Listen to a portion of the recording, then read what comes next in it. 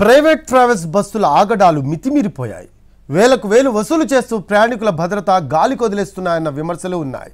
Private travels bus ప్రమాదాల్లో ప్రజల ప్రాణాలు గాల్లో కలిసిపోతున్నాయి. కర్నూలు జిల్లా కోడుమూరు సమీపంలో ఓవర్ స్పీడ్తో వెళ్తున్న బిస్మిల్లా ప్రైవేట్ బస్సు బోల్తా కొట్టింది.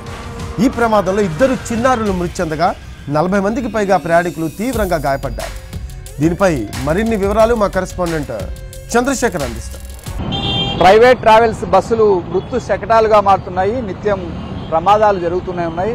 తాజాగా ఇవాళ కర్నూలు జిల్లా కోడుమూరు సమీపంలో బిస్మిల్లా ట్రావెల్స్ బస్సు బోల్తా పడింది. డ్రైవర్ అతివేగంగా నడిపి ఎడమవైపు నుంచి కుడివైపుకు వేగంతో వెళ్లి ఒక గుండును కొట్టి మరీ బోల్తా పడింది.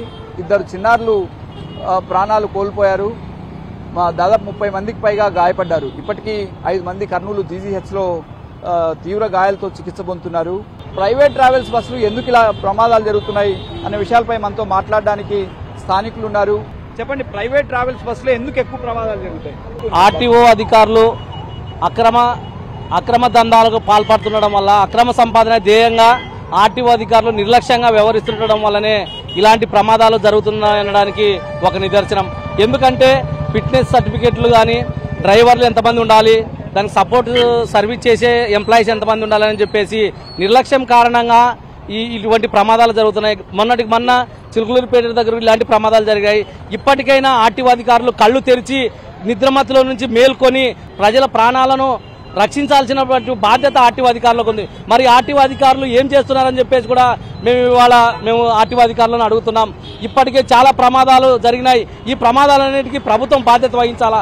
ఎందుకంటే ఎప్పుడైతే ఆర్టీఓ అధికారులపైన ప్రభుత్వం చర్యలు తీసుకుంటుందో అప్పుడే ప్రమాదాలు జరగకుండా ఉంటాయని చెప్పడానికి కూడా ఒక కారణం అవుతుంది. కాబట్టి ప్రభుత్వం ఆర్టీఓ అధికారులపైన చర్యలు తీసుకోవాలని మేము డిమాండ్ చేస్తున్నాం. అసలు వీటిని ఎట్లా నివారించాలా? ఎందుకంటే సరిపడా డ్రైవర్లు ప్రైవేట్ బస్సులకు ఉండరు.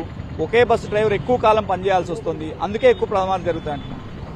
ఖచ్చితంగా ఈరోజు ప్రైవేట్ ట్రావెల్స్ తీసుకుంటే పూర్తిగా రాత్రిపూట మాత్రమే ప్రయాణం చేసేటువంటి సంస్థ ప్రైవేట్ ట్రావెల్స్.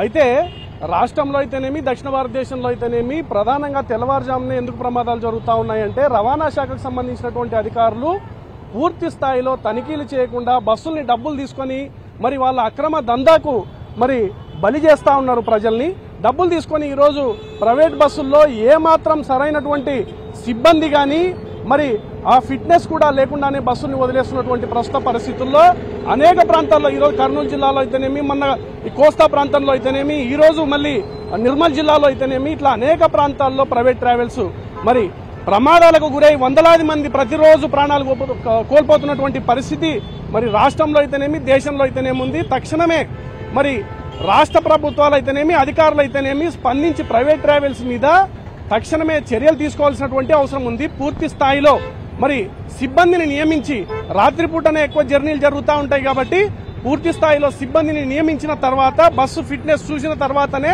మరి సక్రమంగా బస్సులను వినియోగించుకోవాలని చెప్పేసి మేమైతే తెలుపుతా ఉన్నాం.